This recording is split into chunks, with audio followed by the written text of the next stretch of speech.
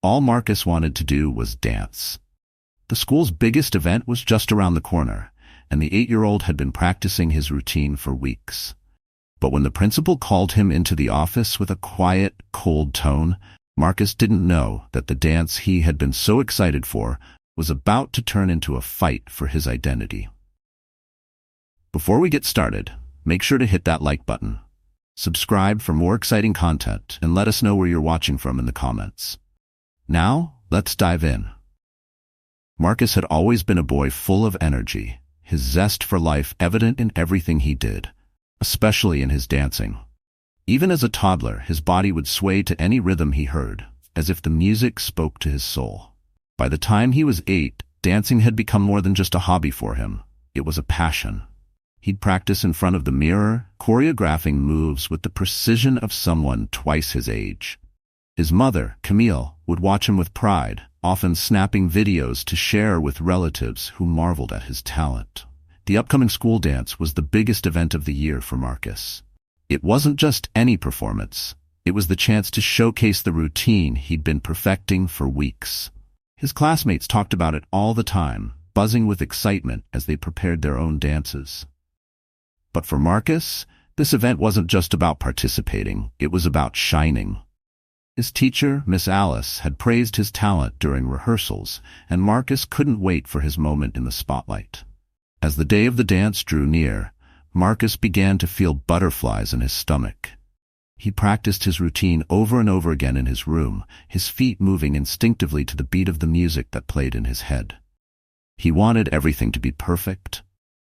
And it was, until one afternoon when everything took an unexpected turn. That day began like any other. Marcus was seated in his classroom, eagerly anticipating recess. His mind wandered to the dance event, picturing himself on stage in front of the entire school. He smiled to himself, feeling that familiar rush of excitement. But then the intercom buzzed, and the principal's voice called his name. "Marcus, can you please come to the office?" A few of his classmates glanced his way, some with curious looks, others with knowing smirks. Marcus shrugged and gathered his things, assuming it was a routine matter, maybe something about the dance. Little did he know, this trip to the principal's office would be anything but routine. The principal's office was sterile and cold, with white walls and stiff furniture that made Marcus feel uneasy. Principal Davies, a stern woman with thin glasses perched on her nose, sat behind her desk. She looked up when Marcus entered, gesturing for him to sit. "Marcus," she began, her tone flat, "we've had some concerns raised about your appearance, specifically your hair." Marcus blinked, not sure if he had heard her correctly. "My hair?" he asked, genuinely confused. Principal Davies nodded, folding her hands on the desk. "The school has a dress code, and it's been brought to our attention that your hair doesn't comply with the guidelines. We need students to have neat and tidy appearances, and your hair, well, it's become a topic of discussion." Marcus sat frozen in his chair, trying to comprehend what she was saying. He had always worn his hair this way, thick, curly, and natural. His mom loved it that way, often telling him how his hair was a reflection of his heritage and his uniqueness. To Marcus, his hair was just part of who he was. He never thought it could be a problem, especially not at school. "But I've always had my hair like this," Marcus said, his voice trembling slightly. Principal Davies sighed, her expression remaining neutral. "I understand that, Marcus, but for the sake of consistency with school policies, we need you to either cut it or style it differently before the dance. If you don't, I'm afraid you won't be able to participate." Marcus felt his heart drop. His mind raced, trying to grasp what was happening. He thought about his routine, about the hours he had spent practicing, and about how much this dance meant to him. His hair, something as personal as his hair, was going to keep him from doing what he loved. But Miss Alice said I was one of the best in the class. Marcus muttered, more to himself than to Principal Davies. "I'm sorry, Marcus," she said, her tone formal but unfeeling. "This decision isn't about your talent. It's about the rules, and we all have to follow them." Marcus sat there in stunned silence, unable to process what he was hearing. His thoughts were a jumble of confusion and hurt. He hadn't done anything wrong, yet he was being singled out for something as natural as his hair. It felt unfair. More than that, it felt wrong. The walk back to class was a blur. Marcus could barely hear the sounds of his classmates in the hallways, or the laughter coming from the playground outside. His world had shifted in that office, and he didn't know how to make sense of it. All he knew was that the excitement he had felt for the dance had been replaced by a deep sense of sadness. When the final bell rang and Marcus got home, he found his mother in the kitchen, preparing dinner. She greeted him with a smile, but the moment she saw the look on his face, her smile faded. "What's wrong, baby?" Camille asked, her voice laced with concern. Marcus dropped his backpack and sat at the table. His small frame slouched as if the weight of the world was on his shoulders. He recounted what had happened at school, how the principal had told him his hair was a problem, and how they wouldn't let him dance unless he changed it. Camille listened, her expression slowly transforming from concern to disbelief and then to fury. When Marcus finished, she placed the spoon she had been holding down on the counter with a sharp clatter. "They said what?" Camille's voice was low, but Marcus could hear the anger simmering beneath the surface. "They said my hair doesn't follow the rules," Marcus repeated softly, his eyes downcast. Camille's hands clenched into fists. "This is ridiculous," she muttered, her anger rising. "They can't just tell you to change who you are. Your hair is beautiful, and it's a part of you." Marcus felt a lump in his throat. He had never seen his mother this upset, and it only made the whole situation feel more real, more unfair. He hadn't asked for this. All he wanted was to dance, to do what he loved. Camille paced the kitchen, her mind racing. "This isn't just about hair, Marcus. It's about them trying to make you feel like you don't belong because you're different." She stopped and looked at her son, her eyes softening. "But you do belong, and we're going to make sure they know that." Camille wasn't the type of person to back down from a fight, especially when it involved her son.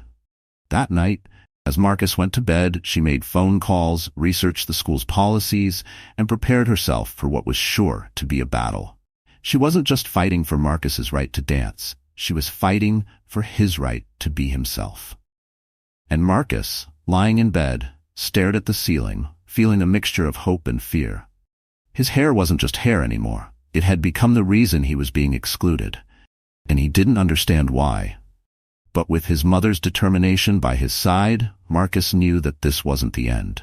It was just the beginning of a fight for something much bigger than a dance. The next day at school, Marcus couldn't shake the feeling of dread that had settled in his chest. His routine, once filled with joy and excitement, now felt like an unwanted chore. As he walked through the school hallways, everything seemed different. The chatter of his classmates, the echo of shoes on the linoleum floor, and even the hum of the fluorescent lights all seemed to meld into a noise that Marcus couldn't tune out. His friends greeted him like they always did, but Marcus couldn't bring himself to respond with the same enthusiasm. He was still processing the principal's words. His hair had made him a problem. He hadn't told anyone except his mom what had happened, but part of him feared that everyone knew. That somehow, they all saw him differently now. When Marcus entered the classroom, his teacher, Miss Alice, was writing something on the board. She glanced back at him with a warm smile, but Marcus noticed a subtle change in her eyes, something cautious, perhaps even concerned. Had Principal Davies told her what happened? Would she think less of him now? As the class went on, Miss Alice led the students in a discussion about their upcoming dance routines. Marcus felt his stomach twist as his classmates talked about their excitement. He wanted to join in, but the thought of not being able to perform made his throat tighten. "Marcus," Miss Alice called out, pulling him from his thoughts, "are you ready for your routine? I know you've been working hard." For a moment, Marcus didn't know what to say. His heart pounded in his chest. Should he tell her? Would she support him, or would she side with the principal? The entire class seemed to be waiting for his response. "I don't know," Marcus mumbled, his voice barely audible.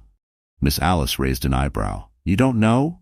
That doesn't sound like the Marcus I know. What's going on?" The room fell silent as all eyes turned to Marcus. He could feel his classmates staring at him, their curiosity palpable. His fingers tightened around the pencil in his hand. He didn't want to talk about it. Not here, not in front of everyone. But he also couldn't keep it inside any longer. I might not be able to dance, Marcus finally admitted, his voice shaking slightly. A murmur spread through the room. His classmates exchanged confused glances, and some whispered to each other. Miss Alice stepped closer to Marcus, her expression softening. "What do you mean you can't dance?" she asked gently. Marcus took a deep breath, his chest tightening. "The principal said I can't dance unless I change my hair. She said it doesn't follow the rules." For a moment, there was silence. Miss Alice's face went from confused to shocked, and then a flicker of something else. Something that Marcus couldn't quite place. The room was filled with a tense, uncomfortable quiet. "That can't be right," one of Marcus's classmates, a boy named Jacob, blurted out. "Your hair's cool. Why would they care?" Others chimed in, echoing Jacob's sentiment. Marcus felt a small flicker of relief. Maybe his friends didn't think he was different after all. But their support didn't change the reality of the situation. He still wasn't allowed to dance. He still had to change something about himself just to fit in. Miss Alice glanced toward the door, then back at Marcus. Her face seemed to be struggling to find the right expression, as though she couldn't quite believe what she had just heard. She cleared her throat, then said softly, "Marcus, can you stay after class for a few minutes? I'd like to talk to you." Marcus nodded, though he wasn't sure if he wanted to stay. Talking about the situation made it real, and he wasn't sure if he was ready to face it head-on. As the final bell rang and his classmates gathered their things to leave, Marcus remained seated at his desk, staring down at his notebook. Miss Alice dismissed the rest of the students, and soon the room was quiet, save for the sound of her shoes tapping lightly on the floor as she approached Marcus's desk. She knelt beside him, her voice gentle but serious. "Marcus, I had no idea about the principal's decision. Why didn't you tell me?" "I don't know," Marcus mumbled, still looking down at his notebook. "I didn't think it mattered. She said it was a rule." Miss Alice sighed, and for a moment the weight of the situation seemed to hang in the air between them. "Rules are important, Marcus," she said carefully, "but sometimes rules can be wrong, and when that happens, it's up to people like us to speak up." Marcus finally looked up at her, confusion written on his face. "But how? She's the principal. She makes the rules." Miss Alice smiled softly, but there was a sadness in her eyes. "Principals make rules, yes, but that doesn't mean those rules are always fair. Your hair is part of who you are, Marcus. It's not something that should keep you from dancing." Hearing Miss Alice say those words made something shift inside Marcus. Until now, he had felt powerless, like there was nothing he could do to change the situation. But Miss Alice's words gave him a small glimmer of hope, like maybe, just maybe, there was a way to make things right. "I want to help," Miss Alice continued, standing up and walking back to her desk. "But I need you to understand something. This might not be easy. Standing up for yourself when something's unfair is hard, especially when the people in charge don't see it that way. But if we don't speak up, nothing will change." Marcus nodded, though he wasn't entirely sure what Miss Alice meant. All he knew was that he wanted to dance. He didn't want to change who he was, just to follow some rule that didn't make sense to him. Later that evening, when Marcus got home, he told his mother about the conversation with Miss Alice. Camille was pleased to hear that Marcus had an ally in his teacher, but she knew that this battle was far from over. Over the next few days, the situation began to ripple through the school. Parents started hearing about what had happened to Marcus, and soon the story spread beyond the walls of the classroom. Some parents were outraged, agreeing with Camille that the rule was unfair and discriminatory. Others, however, remained silent, unsure of what to say or do. The school, meanwhile, remained firm in its stance. The principal stood by her decision, citing the school's dress code as justification for the exclusion. To her, it wasn't personal. It was about maintaining order and enforcing policies. But to Marcus, it felt personal. Every time he walked through the halls, he felt like he was being watched, like his hair was a neon sign that made him stand out in a way he didn't want. The joy he once felt about dancing had been replaced by a gnawing sense of unease. Camille, however, wasn't about to let the school's decision go unchallenged. She started making calls, speaking to other parents, gathering stories from families who had experienced similar situations. It wasn't long before a group of parents banded together, determined to make their voices heard. The situation was no longer just about Marcus. It was about something much larger. The way children were being judged, not by their character or abilities, but by their appearance. And for Camille, that was a fight worth taking on. As Marcus watched his mother rally support, he began to feel a new sense of determination.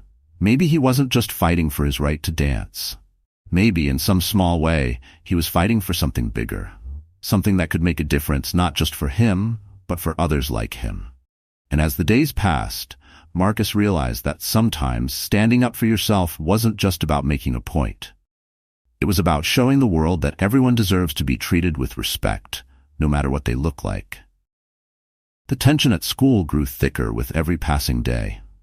What had started as a private injustice against Marcus began to evolve into something much larger.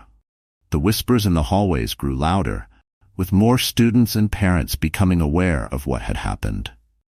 Some spoke in hushed tones about how unfair it was, while others weren't sure what to make of the situation. But one thing was certain: the school was changing, and it was all because of one boy's hair. Marcus didn't want to be the center of attention. All he had wanted was to dance, to feel the thrill of performing in front of his peers. But now, everywhere he went, it seemed like people were talking about him, not always directly, but in those glances and quiet conversations that made him feel even more isolated. He tried to keep his head down, focusing on his schoolwork and avoiding the subject altogether. But it was impossible to escape the growing storm. At home, Camille was working tirelessly. Her phone was constantly ringing with calls from other parents, some offering support, others sharing their own experiences of subtle and not-so-subtle discrimination within the school system. Camille had never seen herself as an activist, but there was something about this fight that struck a deep chord within her. It wasn't just about Marcus anymore. It was about standing up for all the children who had been made to feel less than because of something as personal as their appearance. One evening, as Marcus sat at the kitchen table, working on a homework assignment, Camille entered the room with a stack of papers in her hand. She looked exhausted but determined. "Marcus, I've been talking to other parents," she said, sitting down across from him. "Do you know how many kids have been told they can't do something at school because of how they look? Because their hair, their clothes, or even their skin color doesn't fit some arbitrary rule?" Marcus looked up from his homework, confused. He hadn't realized the extent of the problem. He thought it was just him. "It's not just you, baby," Camille continued, as if reading his thoughts. "There are other kids just like you, who have been told they don't belong because of how they look. This isn't just about a dance anymore. It's about making sure no kid ever feels like they have to change who they are just to fit in." Marcus felt a mixture of emotions: sadness for the other kids who had been treated unfairly, anger at the school for enforcing such rules, but also a strange sense of hope. Maybe he wasn't alone in this after all. Maybe what he was going through could help change things for others too. Later that week, Camille and a few other parents organized a meeting with the school's administration. It wasn't an official school board meeting, but it was a chance for the parents to voice their concerns directly to the principal and a few members of the school staff. Marcus didn't attend the meeting, but he could feel the weight of it as he sat at home, waiting for his mother to return. When Camille walked through the door that night, she looked more exhausted than ever, but there was a fire in her eyes that Marcus hadn't seen before. She sat down on the couch next to him, sighing deeply. "It didn't go exactly how I hoped," Camille admitted, running a hand through her hair. "The principal is standing firm on the dress code. They're saying it's about maintaining discipline, about keeping things uniform." Marcus frowned, his heart sinking. "So, nothing's changing?" Camille shook her head. "Not yet, but we're not done. We're going to keep pushing. We're going to make them understand that this isn't just about a rule. It's about people's lives, about making kids feel like they belong, not like they have to hide parts of themselves." As the weeks passed, Camille and her growing group of supporters continued to fight. They started an online petition calling for the school to reconsider its dress code policies, specifically the sections that targeted natural hairstyles. Within days, hundreds of people had signed it, parents, teachers, former students, and even people from other schools who had heard about Marcus's story. The local news picked up the story, and soon it seemed like the entire town was talking about it. Miss Alice, Marcus's teacher, had been one of the first to sign the petition.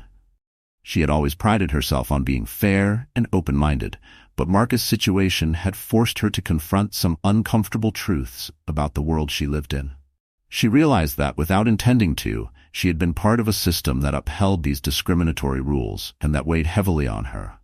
Now she was determined to do what she could to support Marcus and his family.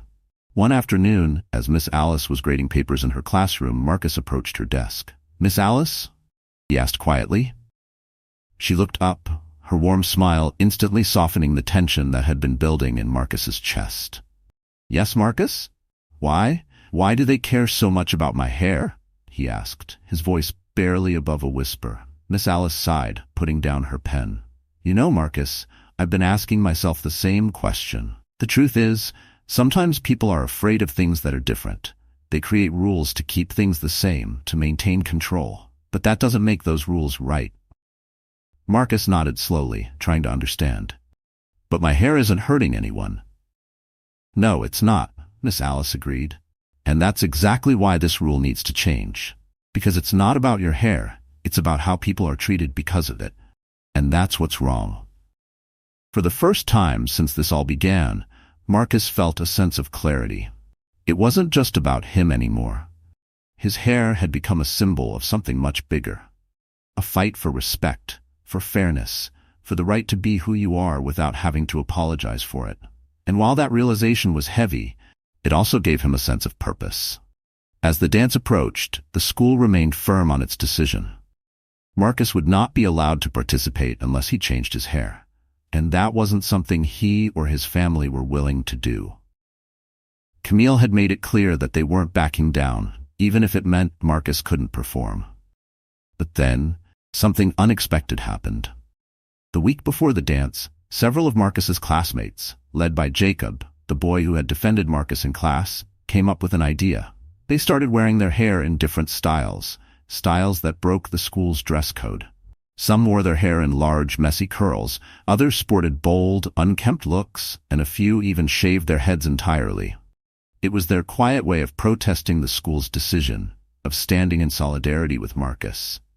At first, the school administration tried to enforce the rules, but as more and more students joined in, it became impossible to punish them all.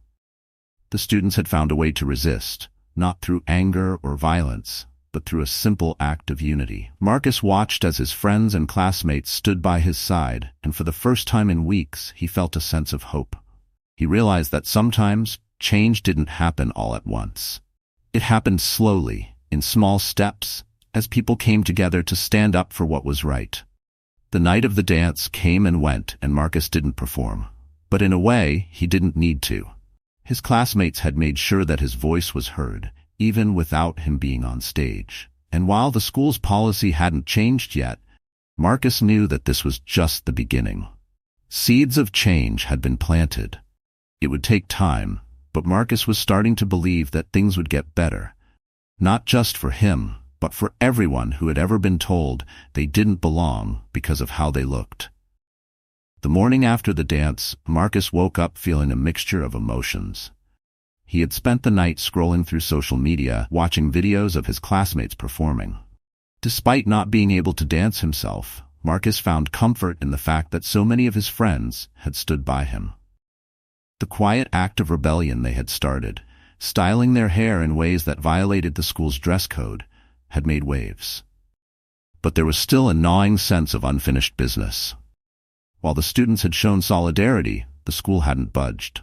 The dress code still stood, and Marcus's exclusion remained a painful reminder of the battle yet to be won. Over breakfast, Camille could see the turmoil in Marcus's eyes. She sat across from him, her coffee cup between her hands, and studied his expression. Marcus had always been a bright, happy child, but over the past few weeks a weight had settled over him. Camille knew that this fight was bigger than either of them, but she also knew they couldn't give up now. "You know, baby," Camille said softly, breaking the silence. "What happened last night wasn't the end, it's just the beginning." Marcus looked up from his cereal, confused. But I didn't even get to dance. No, Camille agreed. You didn't. But look at what you did. Look at how many people stood by you. Your classmates. Those kids. They get it. They know this isn't fair. And that means we're not alone in this fight. Marcus nodded, though the disappointment still lingered in his heart. He had wanted to dance so badly.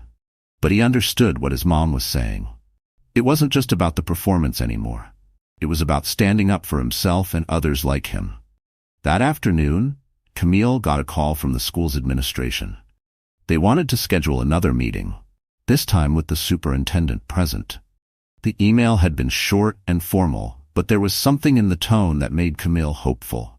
Perhaps the school was finally beginning to take this seriously. On the day of the meeting, Camille and Marcus arrived at the school early. As they walked through the familiar halls, Marcus couldn't help but feel a little nervous. The walls, once comforting and filled with memories of laughter and learning, now seemed colder. It was as if the school itself had turned its back on him, and Marcus felt out of place in a building that had once been a second home. The meeting room was large, with a long table in the center and chairs lined up neatly around it. Sitting at one end of the table was Principal Davies, her face as stoic as ever.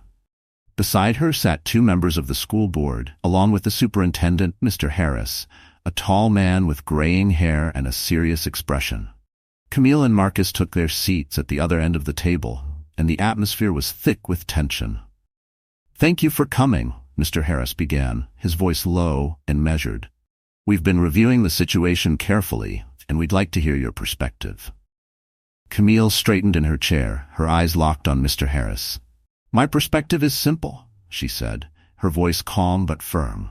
"My son was excluded from participating in the school dance because of his natural hair that is a part of his identity, a part of who he is." Mr. Harris nodded, but Principal Davies interjected. Her voice clipped. "We've explained before that the school has a dress code in place to ensure that all students maintain a uniform appearance. It's not about Marcus specifically, it's about upholding standards." "And what exactly do those standards say about Marcus's hair?" Camille shot back, her frustration rising.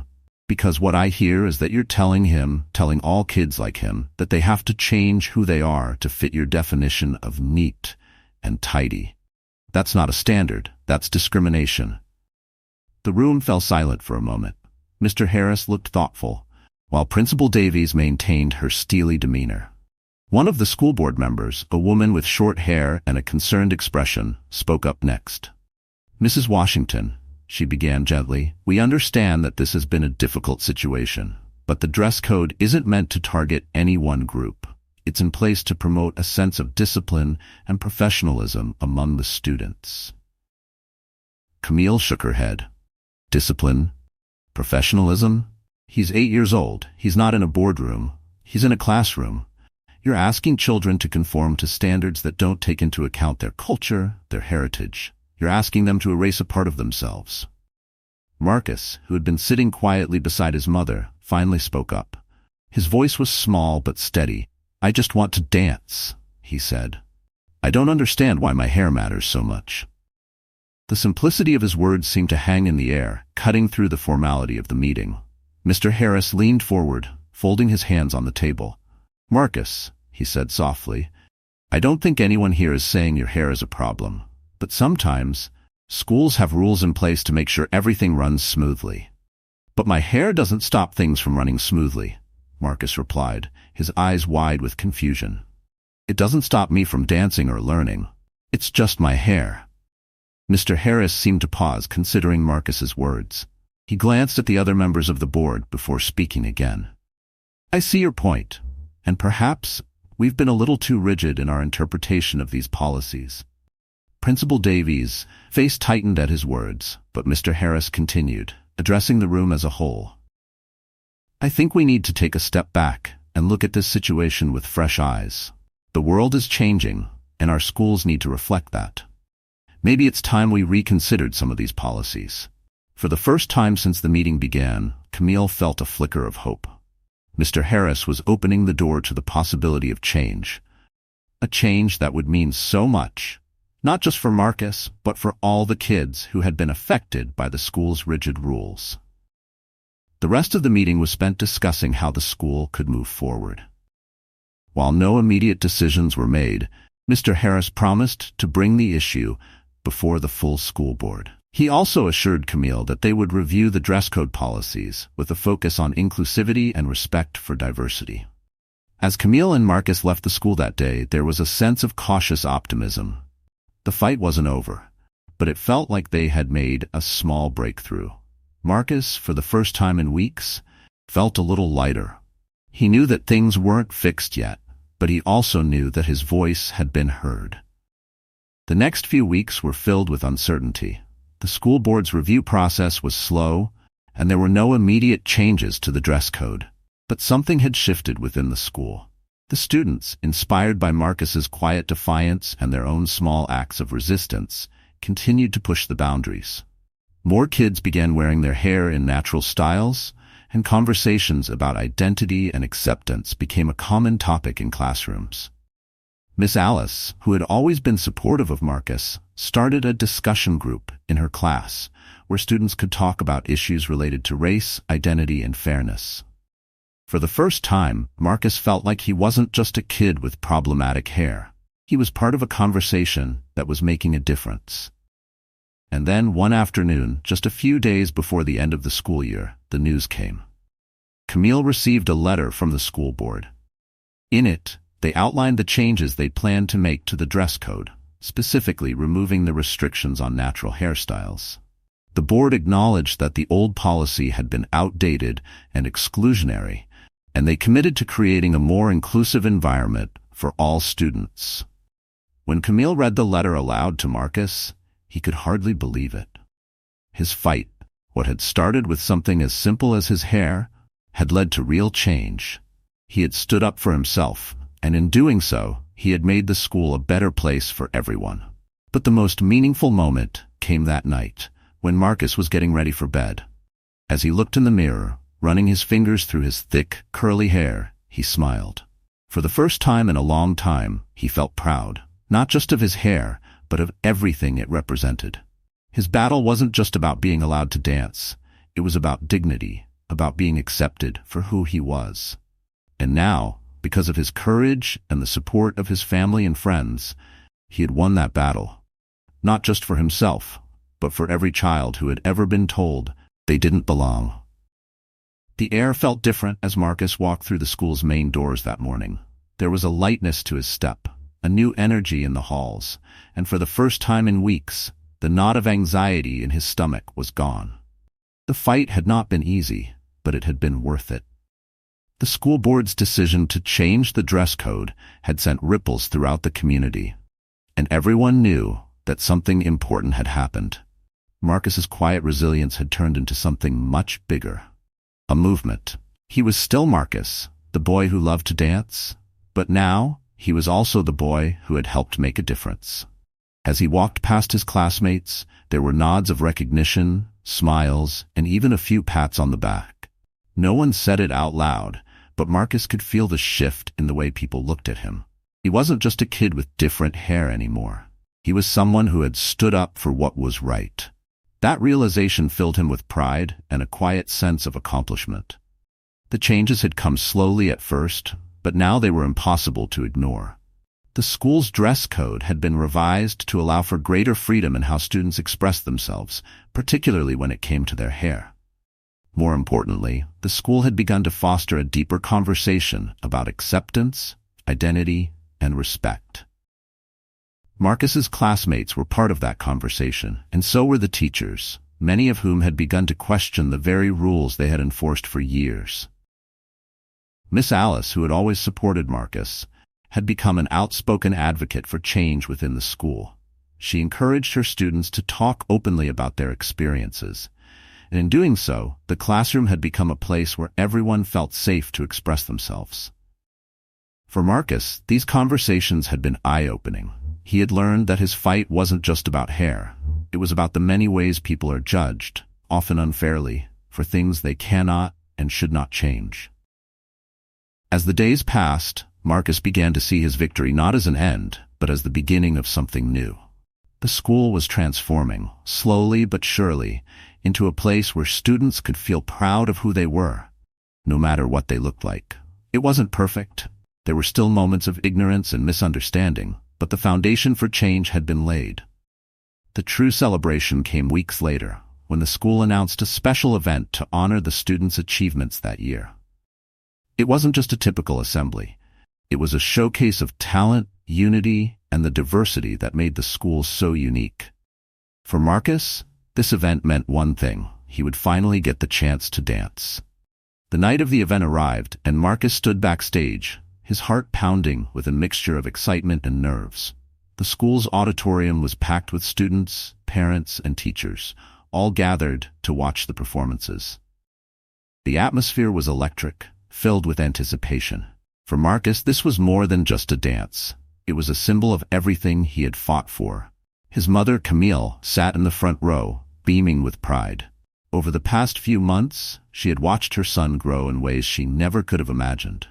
Marcus had always been a bright, kind-hearted boy, but this experience had shown her just how strong and brave he was. Camille knew that the fight had been hard on him, but she also knew that it had made him more resilient, more confident in who he was. And as she looked around the room, seeing so many other children who had been inspired by Marcus's courage, she felt a swell of emotion in her chest. The lights dimmed, and the first group of performers took the stage. There were singers, musicians, and even a poetry reading. Each act was met with applause, but the room seemed to buzz with extra excitement as Marcus's turn drew closer. Finally, it was time. Marcus took a deep breath as the announcer called his name, and the sound of applause filled the auditorium. He walked onto the stage, the spotlight shining down on him, and for a moment, all the noise seemed to fade away. It was just him, the music, and the dance he had been waiting to perform for so long. The music started, a slow, soulful melody that gradually built into an upbeat rhythm. Marcus closed his eyes for a brief second, letting the music wash over him, and then he began to move. Every step, every turn, every leap felt like a release of all the emotions he had been carrying. His body moved with grace and confidence, each motion fluid and full of purpose. The audience watched in awe, captivated by his performance. But for Marcus, this dance wasn't just about showing off his talent. It was about reclaiming something that had been taken from him. Every spin, every beat of his feet against the stage was a reminder that he had fought for the right to be here, to be seen for who he truly was. And in that moment, Marcus wasn't just dancing. He was soaring. As the final note of the music faded, Marcus struck his finishing pose, breathing heavily but smiling wide. The room erupted in applause, louder than anything he had ever heard before. The sound filled his heart, and for the first time in what felt like forever, he felt completely at peace. He had done it. After the performance, Marcus was swarmed by his friends and classmates, all of them eager to congratulate him. Even students he didn't know that well came up to him, offering high fives and words of admiration. But the moment that mattered most came when Camille found him backstage, her eyes filled with tears of pride. "You were amazing, Marcus," she whispered, pulling him into a tight hug. "I always knew you would be." Marcus hugged her back, feeling the warmth of her love and support. "Thanks, Mom," he said, his voice a little choked with emotion. "I couldn't have done it without you." In the days that followed, Marcus's performance became the talk of the school. But more importantly, his story continued to inspire others. The dress code had been changed, yes, but the deeper change, the one that took root in people's hearts and minds, was just beginning to grow. Marcus knew that there would still be challenges ahead, but he also knew that he had the strength to face them. The experience had taught him something important. Sometimes, standing up for what's right means facing difficult battles. It means pushing back against the systems that try to define you, and it means believing in yourself even when others try to make you doubt. And most of all, it means never giving up on the things that matter most, like dignity, fairness, and the right to be yourself. As the school year drew to a close, Marcus looked forward to what the future held. He was no longer just the boy who loved to dance. He was Marcus, the boy who had helped change a school, the boy who had made a difference. And that, he knew, was something no one could ever take away from him. The final weeks of school were a blur of excitement and anticipation, but through it all, Marcus carried with him a quiet confidence. He knew that his journey wasn't over. There were still more battles to fight, more conversations to be had. But for now, he was content. Content in the knowledge that he had stood up for what was right, and that, in the end, justice had danced alongside him. Thanks for joining us. If you enjoyed this story, don't miss the next one. Click on the video now to watch. We appreciate your support, and we'd love to hear your thoughts in the comments.